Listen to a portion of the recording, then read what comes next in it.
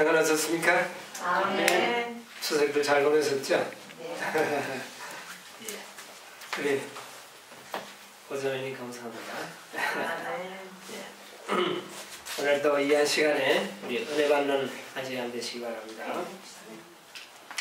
자, 계속해서 오늘은 요한복음 16장 마지막 단계를 좀 오늘 생각을 해보도록 하겠습니다. 요한복음 16장 8절을 먼저 보겠습니다. 그가 와서 죄에 대하여 의에 대하여 심판에 대하여 세상을 책망하시리라. 11절 심판에 대하여라 하면 이 세상 임금이 심판을 받았음이니라. 예수님이 승천하시면서 보내실 성령이 이 땅에 오시면 뭐에 대하여? 죄에 대하여 또 의에 대하여 심판에 대해서 우리를 가르치겠다 이렇게 했습니다. 이제 두 안식일 동안 우리는 죄에 대해서 또 의에 대해서 좀 생각을 했습니다. 여러분 우리가 이 말씀을 공부하면서 우리 다 아는 사실이지만 죄가 죄를 짓게 만들고 의가 의를 행하게 한다는 사실을 우리가 배웠습니다. 우리는 도적질하는 것만 죄다 그렇게 생각하는 그런 관념이 있었는데 도적질하기 전에 이미 뭐가 성립되어 있었습니까? 죄가 이미 존재하고 있었다는 걸 우리가 생각해야 됩니다. 그래서 우리는 도적질 안 하는 것도 중요하지만 근본적인 죄 문제를 어떻게 해요? 해결하는 문제가 중요하다. 그 다음에 우리가 의를 행하는 일도 매우 중요하지만 근본적으로 우리가 뭐 되는 것이 의롭게 되는 것이 얼마나 중요한 일이라는 것을 우리가 공부했습니다. 오늘은 심판에 대해서 좀 생각을 하려고 합니다. 성령께서는 우리에게 심판에 대하여 말씀하시고 우리에게 가르치실 겁니다. 그런데 이 심판은 어떤 심판을 말하는 것인가? 11절에 보니까 심판에 대하여라 하면 어떻게 해요? 이 세상 임금이 심판을 받았습니다. 이 세상 임금이 누굽니까? 마귀, 사단입니다. 여러분 이 사단이 이미 예수님께서 뭐라고 말씀을 하십니까? 심판을 받았다. 언제 심판을 받았습니까? 십자가. 예수님의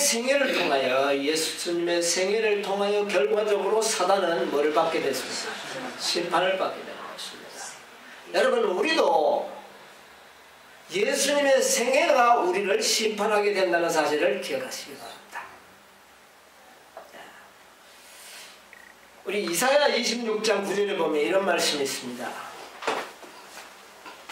26장 9절에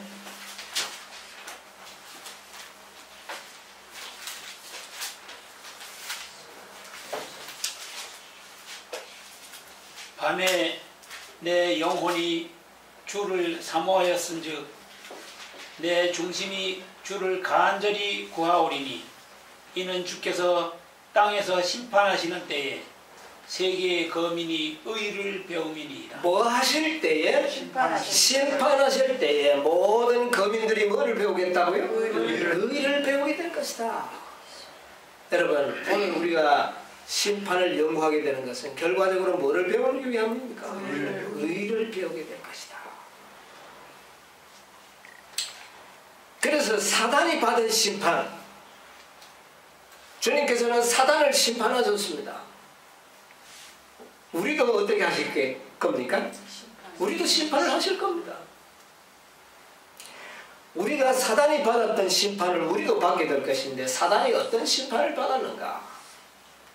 여러분 사단은 하늘에 있을 때 땅으로 쫓겨나기 전에 하늘에서 하늘 법정에 소송을 제기했습니다. 하나님의 율법을 변경시키지 않은 한 그 율법은 결함이 있어서 뭐 할 수 없다?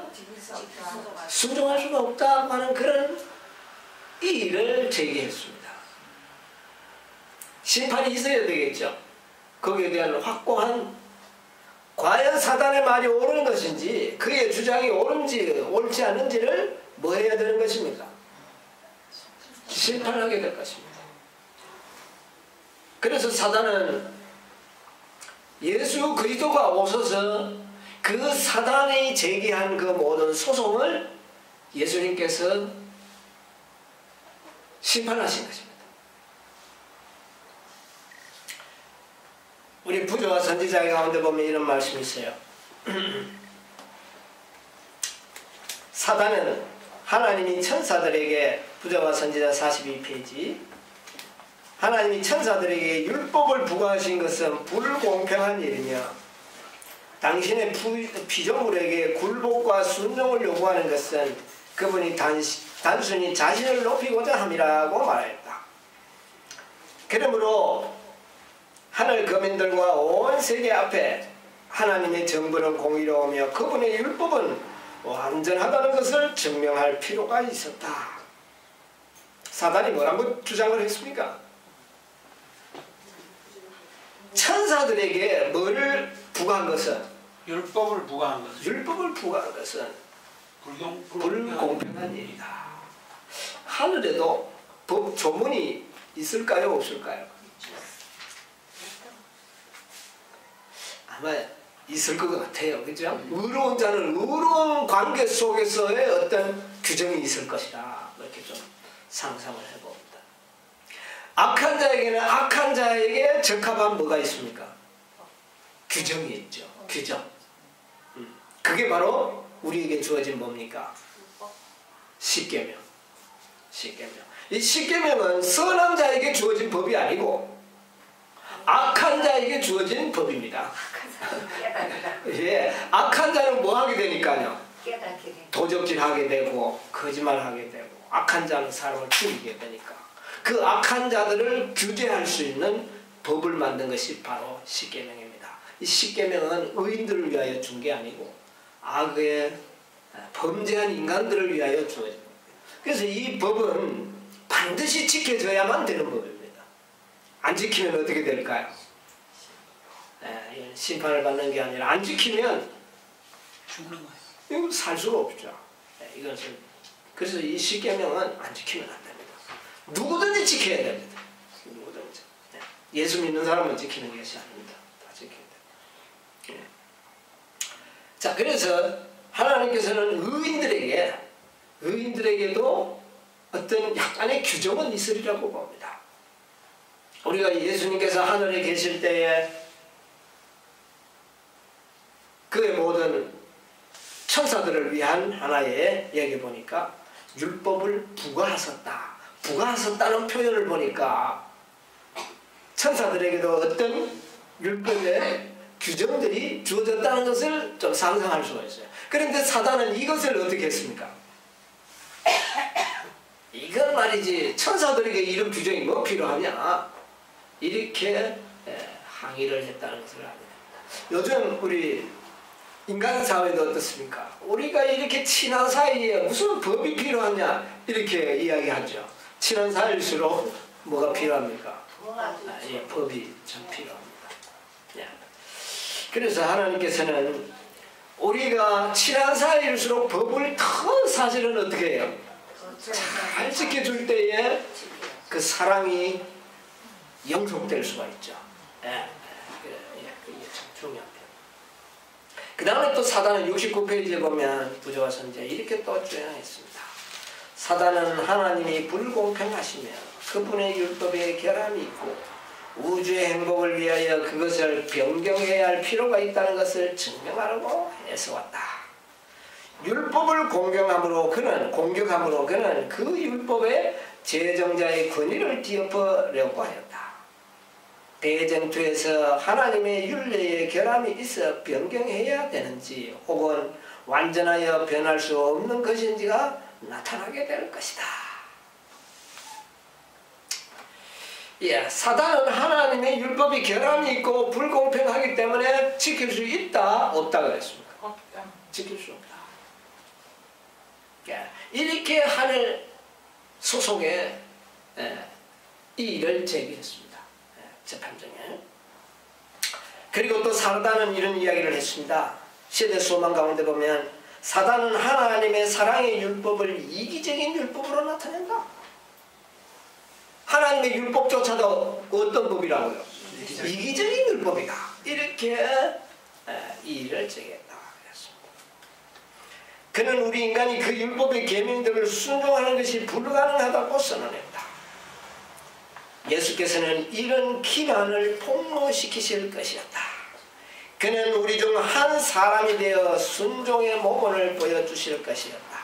이 일을 하시기 위하여 그는 인성을 취하시고 우리의 경험을 몸소 체험하셨다.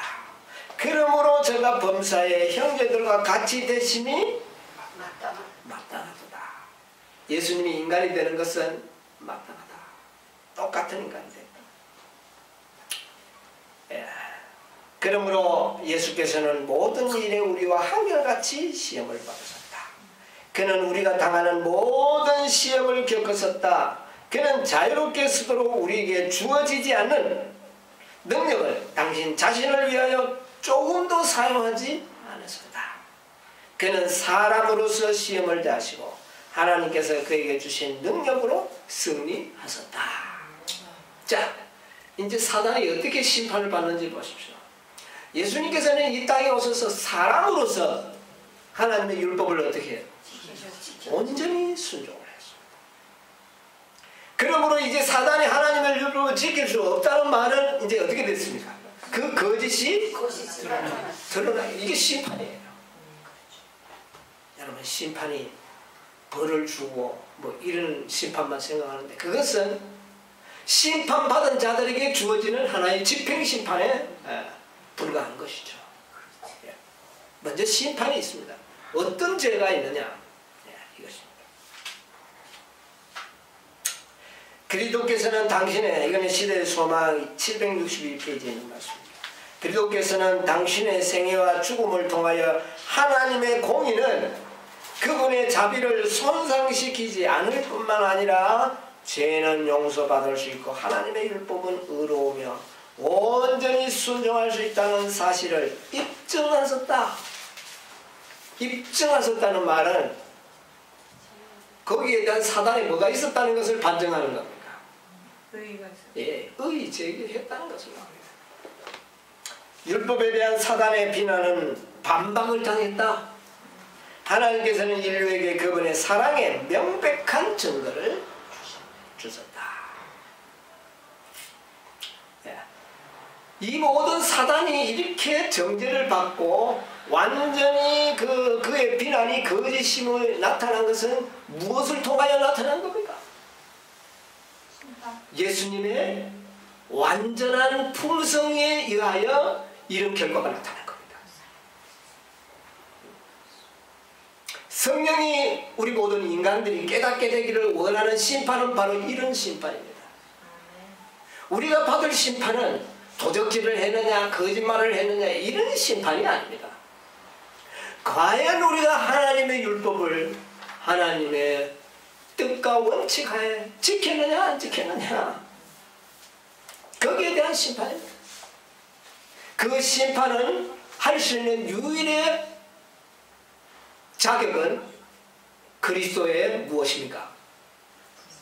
완전한 생애가 우리 모든 사람들의 생애를 뭐하게 되는 겁니까? 심판하게 되는 것입니다.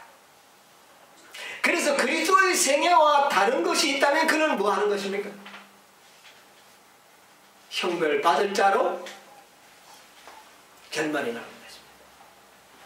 그래서 결국은 우리가 누구와 같이 되지 못한다면, 그리스도와 같지 못한다면 뭐를 받게 될 것입니까? 형벌과 심판을 정말 받게 될 것입니다.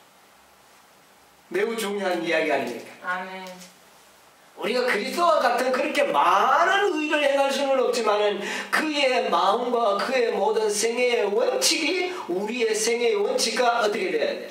일치되어야 되는 것입니다. 이것으로 우리가 심판을 받게 될 것입니다. 이것은 우리에게 나타내는 의미가 좀 큰 겁니다. 우리는 자꾸 십계명 범하고 법을 범한 것에 대해서 우리는 자꾸 이야기를 해왔습니다. 불법을 행하는 자들아 나에게서 떠나가라 한 그 바리새인들은 법 조항을 어떻게 했습니까? 잘 지켰습니다. 그러나 실제적으로 그들은 뭐를 범한 자였어요? 불법을 범한 자. 나는 너희를 어떻게 해요? 도무지 모른다 그랬어요. 여러분, 우리가 그리스도의 정신과 원칙으로 살아가는 가운데서 우리가 혹시 거짓말도 하고 실수할 때 있습니다. 그러나 그것 때문에 하나님께서 우리를 도무지 내가 너 모른다 그렇게 하지 않습니다. 그게 아닙니다. 뭡니까? 우리의 생애의 원칙이 그리스도와 전혀 같지 않는, 그러면서도 율법을 낱낱이 조항들은 잘 지켜내온 사람들, 자기 의를 만들어버린 사람들에게 그 말을 하셨다는 이야기입니다. 여러분, 우리가 심판이 무엇인지를 알게 되면 우리가 어떤 의를 소유해야 된다는 사실을 배웁니까? 안 배웁니까? 아멘. 예, 배우게 되는 것이에요. 그래서 이사야 선지자가 그랬어요. 모든 거민들이 하나님이 심판을 베푸실 때에 우리가 의를 배우게 될 것이다. 여러분, 우리는 그리스도와 같지 않는 품성, 그것 때문에 우리는 뭐를 받게 될 겁니까? 심판. 그리스도와 같지 않는 마음, 그리스도와 같지 않는 정신, 그리스도와 같지 않는 동기, 이것들로 인하여 심판받게 됩니다.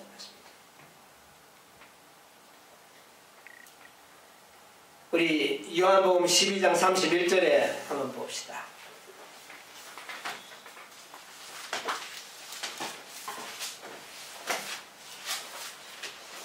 이제 이 세상에 심판이 이르렀으니 이 세상 임금이 쫓겨나리라. 예. 뭐라고요?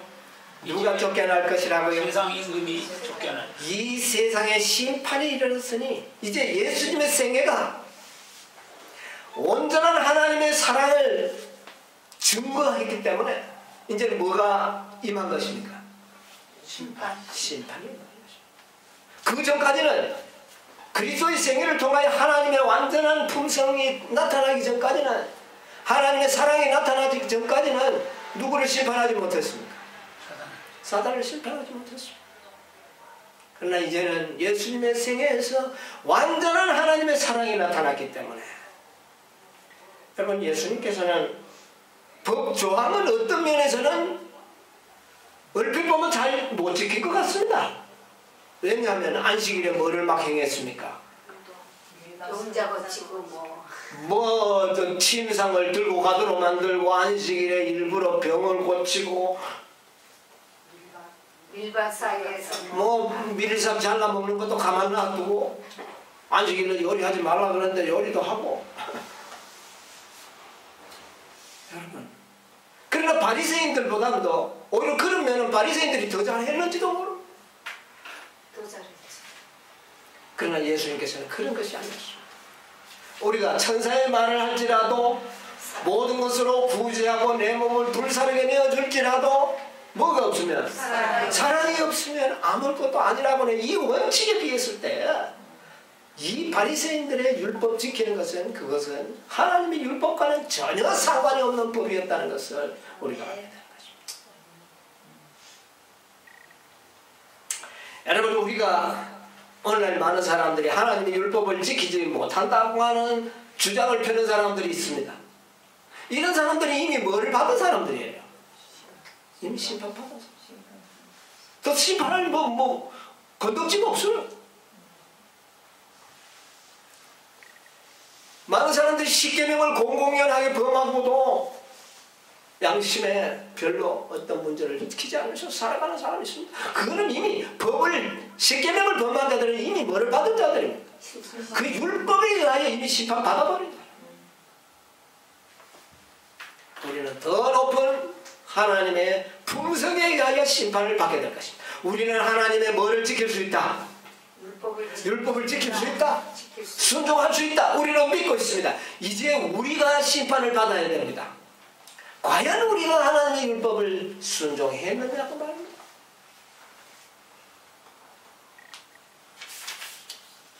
사단은요, 인간들이 율법을 못 지키도록 하기 위해서 굉장히 노력합니다. 한편으로는 사단은 야, 사랑만 하면 되지, 그 십계명 그 어려운 율례들 이거 뭐하려고 지키느냐. 그래서 법 조항을 뭐 하는 사람이 있습니까? 무시하는 거예요. 요즘요 재림교회 일각에서는 우리는 사랑만 하면 되고 의만 얻으면 되는 믿음으로 구원하는 거니까 그 법들은 안 지켜도 무방하다고 하는 이런 어떤 풍조가 또 일어나고 있습니다. 또 반대편에는 하나님의 율법을 1.1회기라도 안 지키면 안 된다. 그러니까 뭐 꼬치 율법을 지켜야 된다고 하는 그런 주장이 있는데 그들의 마음에는 뭐가 결여되어 있습니다. 사랑이 결여되어 있는 이런 두 부류로 지금 형성되어 가고 있습니다.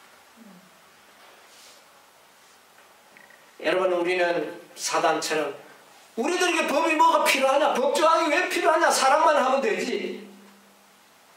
우리에게도 뭐가 필요합니까? 십계명이 필요합니다. 율례가 필요합니다. 그러나 그 십계명만 지킨다고 해서 의로운 생활을 사는 거냐? 그거는 아니라는 거지. 사단이 어떻게 해왔는지 우리 조금 한번 보도록 하겠습니다. 사단이 인간들이 율법을 지키지 못하도록 하기 위해서 어떤 일을 해왔는지 한번 연애신이라는 말씀을 한번 찾아볼게요. 시대소망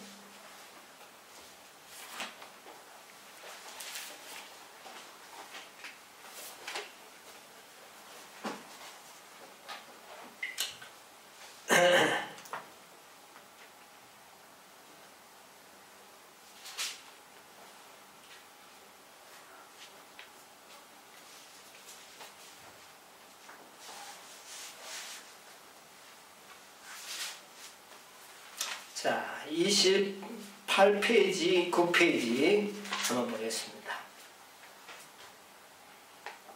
중간쯤에 보면 바벨론 포수로 말미암아 이스라엘 백성들은 새긴 우상들을 숭배하는 일에 있어 효과적으로 치료됐다. 자, 그 밑에 다음에 또 한 줄 밑에 보면 마침내 그들은, 자, 잘 들으세요. 마침내 그들은 그들의 번영이 하나님의 율법에 순종하는 데 있다는 확신을 갖기에 이르렀다. 여러분, 하나님의 법조항을 잘 지키면 뭐 하게 된다는 겁니까? 번영의 원칙입니다. 의를 효과적으로 행하는 일의 원칙이 되는 겁니다. 이걸 범하면 안 됩니다.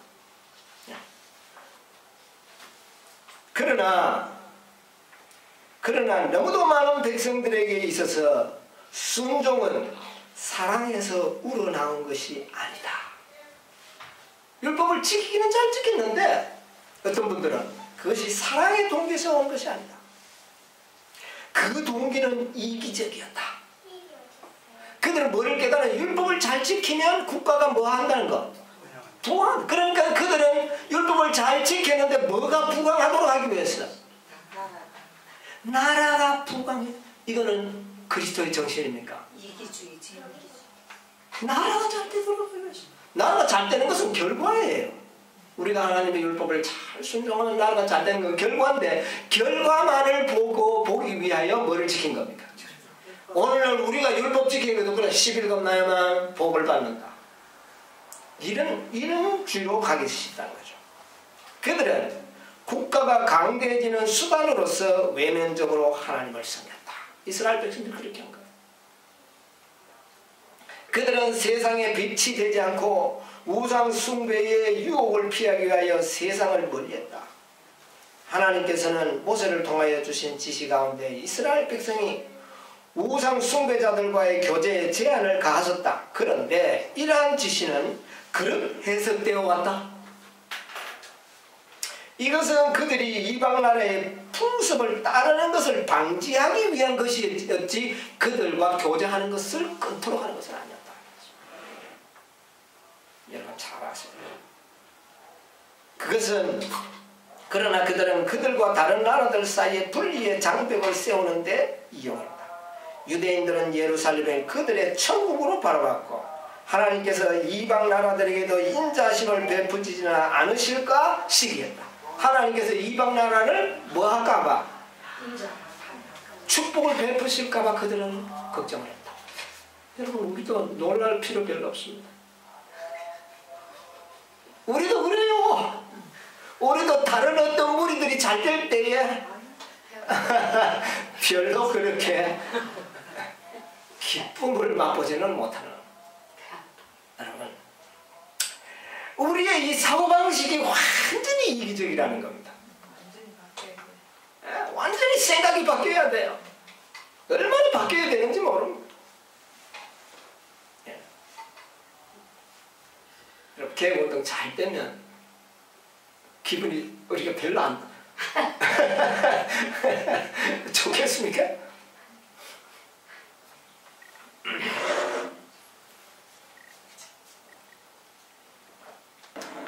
아직도 우리는 그런 옛 생각들이 우리의 생활을 사실 더 주관하고 있는 것도 인정해야 합니다. 그래야 됩니다. 인정을 해야 바뀌는 겁니다. 인정해야 됩니다. 그래서 이스라엘 백성들은 율법을 잘 지키기는 지키는데 축복을 얻기 위한 수단으로 결국은 율법을 지키기. 여러분, 우리가 축복을 원하지 않아도 우리가 일일이 구하지 않더라도 율법을 잘 지키면 당연히 오는 무엇이었습니까? 그것은 결과였습니다. 복을 받는 것이지. 그러니 율법 지키는 마음의 동기가 잘못돼 버렸기 때문에.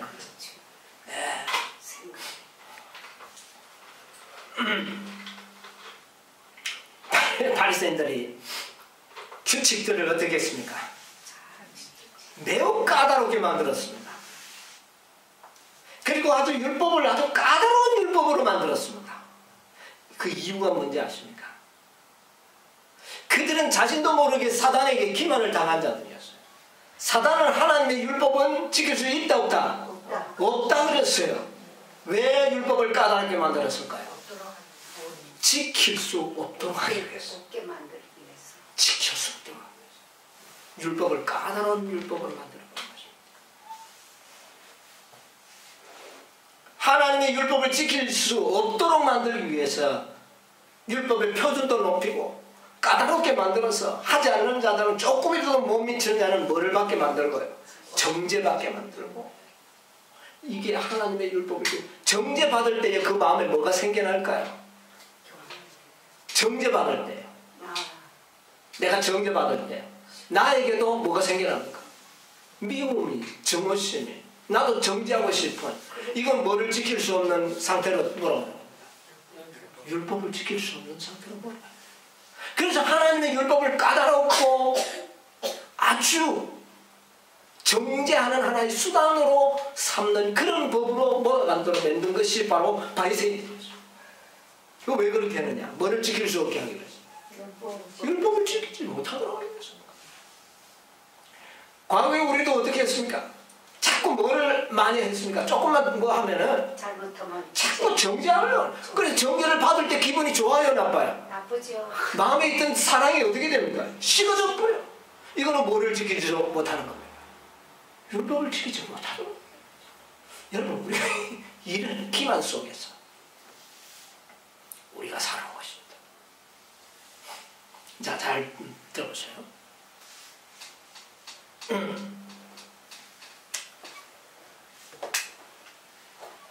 유대인들은 29페이지에 유대인들은 하나님에게서 떠나서 제사 제도에 대한 교훈을 많이 잃어버리게 되었다.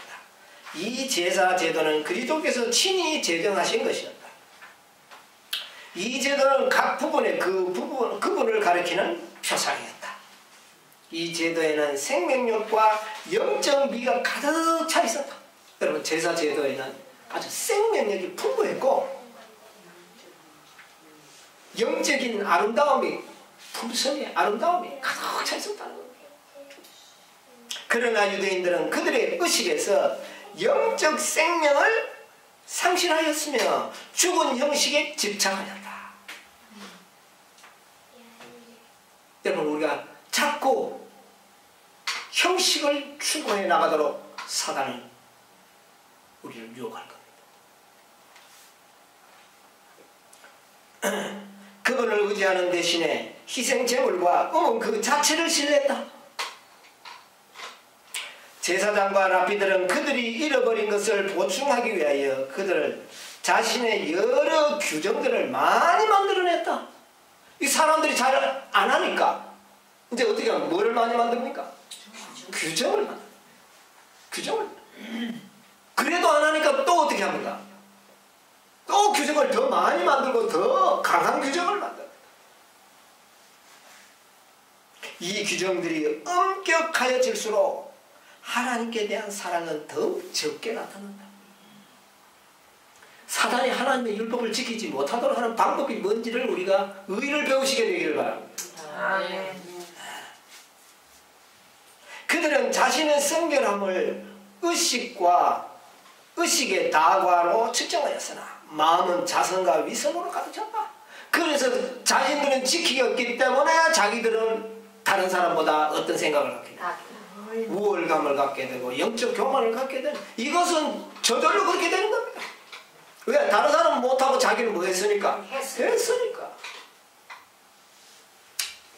이 개혁운동에 빠지기 쉬운 그런 함정이죠. 그들은 그들의 이러한 까다롭고 짐이 되는 규례들과 함께 율법을 지키는 것은 불가능하였다. 이런 방식으로 율법을 우리가 지켜야 한다면 사실은 뭐를 지키는 것은요? 하나님의 율법을 지키는 일은 사실상은 어때요? 불가능하다. 그렇게 해서는 우리의 형제와 형제 사이에 순수한 사랑이 있을 수가 없어요.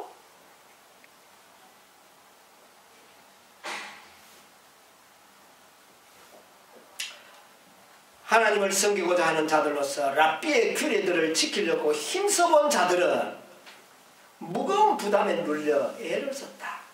그들은 번민하는 양심의 가책으로부터 벗어날 수 없었다. 이리하여 사단은 백성들을 낙담하게 하고 하나님의 품성에 대한 그들의 관념을 저하시켜서 이스라엘 백성들의 믿음이 멸시를 받게 하려고 힘썼다. 사단은 그가 하늘에서 반역하였을 때 제시했던 주장, 곧 하나님의 요구사항은 부당하며 지킬 수 없다는 주장을 입증하기를 원했다. 참, 우리 선지자가 어떻게 이렇게 잘 설명을 해주십니까? 그는 이스라엘까지도 율법을 지키지 않았다고 선언하였다. 여러분, 정말 우리가 하나님의 진정한 율법을, 여러분, 우리가 모든 규정들이 나쁜 것은 아닙니다. 그러나 그 규정이 어떤 동기로 지켜질 때? 사랑의 동기로 지켜질 때만이 그것은 아름다운 것입니다. 그러나 그것을 의무감으로 지키고 그것을 하나의 정죄받는 기준으로 우리가 제시한다면 그 법은 우리에게 뭐를 지킬 수 없도록 만든 법이 됩니까? 하나님의 진정한 율법을 지키지 못하는 그런 수단이 되고 만다는 거죠. 그래서 우리 규정이 나쁜 것이 아닙니다. 그러나 그 규정이 다만 우리 인간들을 제재하고 정죄하고 의무적으로 지키도록 강요하는 그런 수단과 방법으로는 하나님의 율법을 지키지 못하도록 하는 하나의 규정밖에 되지 않는다는 것이죠. 사단이 어떻게 우리를 하나님의 율법을 지키지 못하도록 하는지 여기에서 우리에게 이야기해 주는 것입니다. 그래서 그들은 율법을 아주 까다롭게 만들어가지고 하나님의 율법을 지키지 못했습니다. 메시아의 강림을 갈망하기는 하였지만 유대인들은 메시아의 사명에 대하여 제일 참된 개념을 갖지 못하였다. 그들은 죄로부터 구속이 아니라 로마로부터 해방을 얻으려고 애썼다. 그래서 그들은 전혀 잘못된 이기심의 발로 어느 나라가 번영하기를? 이스라엘이 번영. 로마는 망하고 자기 나라는 번영하는 이런 개념으로 흘러가고 있다는 것입니다. 오늘날 그리스도인들이 얼마나 철저하게 사단에게 지금 기만당하고 있는 것을 우리가 보게 되는 것입니다. 율법을 좀 잘 지킨다는 자들은 까다롭게 지키고 있고, 또 안 지킨 자는 율법의 규정을 또 어떻게 합니까? 무시하고. 여러분, 이런 가운데서 우리가 정말 하나님의 규정을 사랑의 규정으로 이해하고 깨닫고 내 즐겨 스스로 즐거운 마음으로 지켜나갈 때에 그것은 매우 아름다운 규정입니다. 그래서 그 규정들은 자기 스스로가 잘 지키고 다른 사람에게는 뭐를 베풀 때? 사랑. 자비를 베풀 때예요. 이것이 하나님의 완전한 사랑을 나타내는 것입니다. 이것이 바로 하나님의 율법을 어떻게 한 것입니까? 잘 지킨 것인 것입니다. 예, 우리는 이와 같은 사실을 우리가 이해하는 것은 매우 중요합니다. 시대 소망에 있는 말씀 하나 더 보도록 하겠습니다.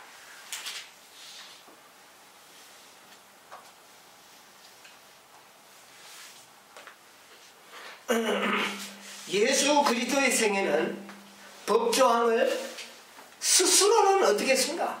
무시했습니까? 무시했습니다. 그러나 다른 사람에게는 어떻게 했습니까?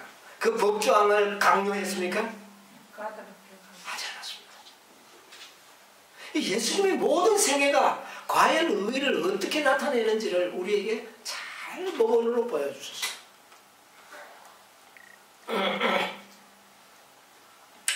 자, 이제 예수님의 생애를 통하여 우리 모두는 심판받는다는 사실을 오늘 생각하시게 되길 바랍니다. 보혜사 성령이 오셔서 우리에게 가르쳐 주시는 것이 바로 그겁니다. 우리는 예수님의 의로운 생애를 통하여 우리 모두는 심판을 받고 그 예수님의 의의 생애와 일치되지 않는 자들은 다 정죄를 받게 될 것을 의미하는 것입니다. 여러 사람 57페이지 604페이지 위에서 한 10줄 보면 이런 말씀이 있습니다. 이는 여러 사람의 마음의 생각을 드러내려 하니라. 구주의 생의 빛 속에서 창조주로부터 흑암의 임금에 이르기까지 모든 사람의 마음이 드러났다. 무엇을 통하여? 창조주 하나님으로부터 사단까지 모든 인간들의 생각과 품성이 다 드러났다. 무엇을 통해서요? 구주의 생애, 그리스도의 생애를 통하여. 여러분, 심판의 기준은 십계명도 될 수 있지만 어떤 의미는 뭡니까? 예수 그리스도의 생애가 우리의 심판의 원칙이 된다는 것입니다. 네. 사단은 하나님은 이기적이며 억압적이며 모든 것을 요구하면서 아무것도 주지 않으며 자기의 영광을 위하여 피조물에게 봉사를 강요하나 피조물을 위하여 아무런 희생도 하지 않은 분으로 나타냈다. 그러나 예수님의 생애는 그것을 어떻게 했습니까? 완전히 반전해버렸죠. 그러나 그리스도로 선물로 주신 사실은 하나님 아버지의 마음을 나타내준다.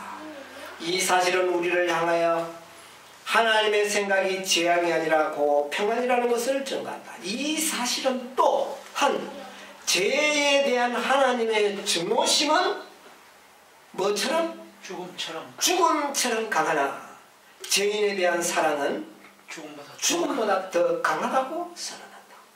뭐는 증오한다고요? 죄에 대한 증오심은 뭐처럼 강하다? 죽음처럼.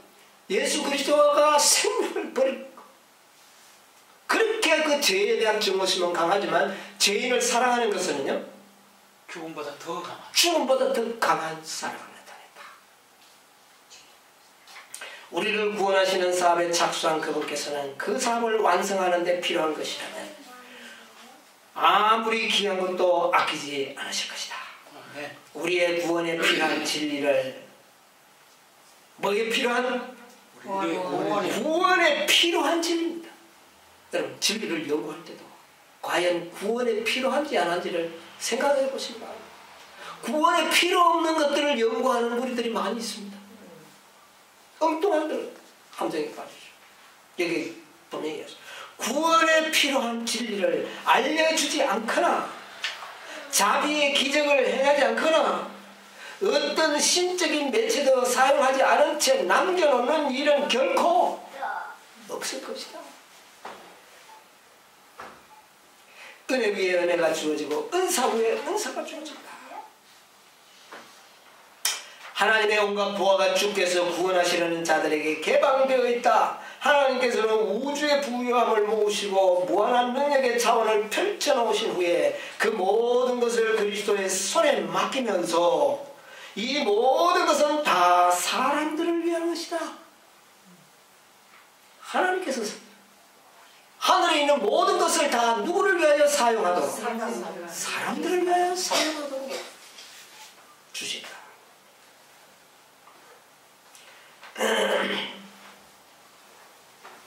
사람의 최대의 행복은 오직 나를 사랑하는 데서 찾을 수 있을 것이라고 말씀합니다. 인간의 최대의 행복은 뭐를 찾는 일이라고요? 누구를 사랑하는 가? 하나님을 사랑하는 것. 그의 보내신 자 예수를 사랑하는 데서 우리의 뭐가 있다? 죄가 무엇이라고 얘기하겠습니까?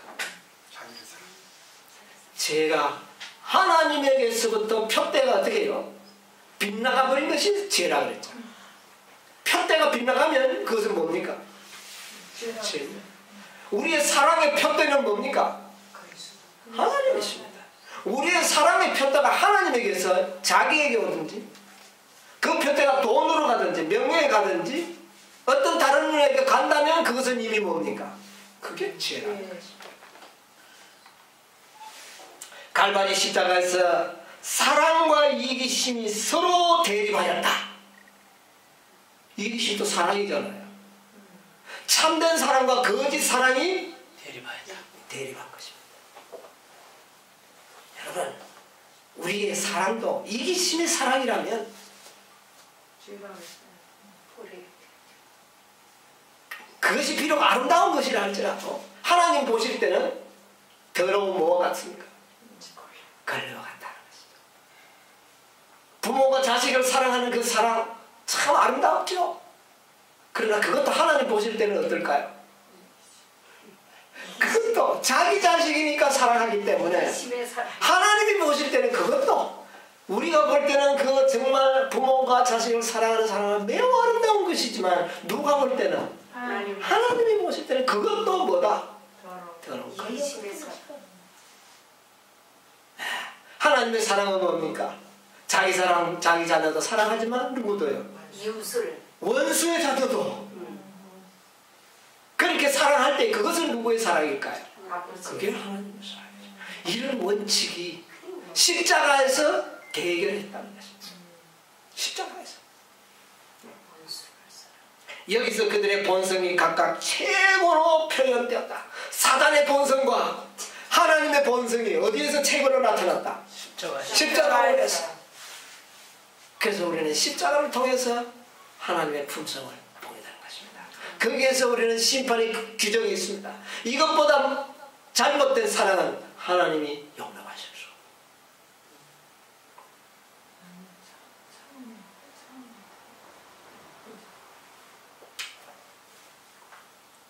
예.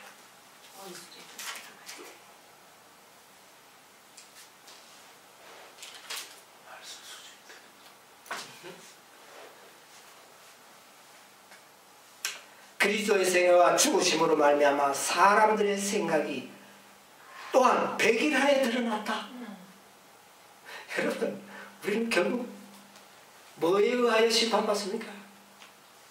그리스도의 아름다운 생애, 그것을 통하여 우리 모두는 심판을 받게 될 것입니다. 여러분이야, 우리는 율법의 조항을 지킨 것으로 인해서 율법을 지켰다는 그런 생각을 가져서는 안 됩니다. 율법을 까다롭게 해가지고 그거 다 지켰다고, 우리 율법 지켰다고 여러분 자랑한다면 이것이야말로 얼마나 어리석은 일이죠. 구유에서 시작하여 십자가에서 마친 예수의 생애는 자아 포기와 고난에 참여하라는 부르심이었다. 예수의 생애는 사람들의 목적을 나타냈다. 예수께서는 하늘의 진리를 가지고 오셨으며 성령의 음성의 귀를 기울인 모든 사람들에게 다 그분에게 이끌렸다. 자아를 경배하는 자는 사단의 왕국에 속하였다. 우리 예수 잘 믿는다고 하면서도 사단에게 속합니다. 모든 사람은 그리스도에 대한 그들의 태도로 저희가 어느 편에 서 있는지를 보이게 될 것이다. 이와 같이 각 사람은 자신에 대한 판결을 자신이 내린다. 마지막 심판의 날에 구원받지 못한 모든 사람들은 그들이 진리를 거절한 것이 아니라 거룩한 성질의 것이었는지를, 어떠한 성질의 것이었는지를 깨닫게 될 것이다.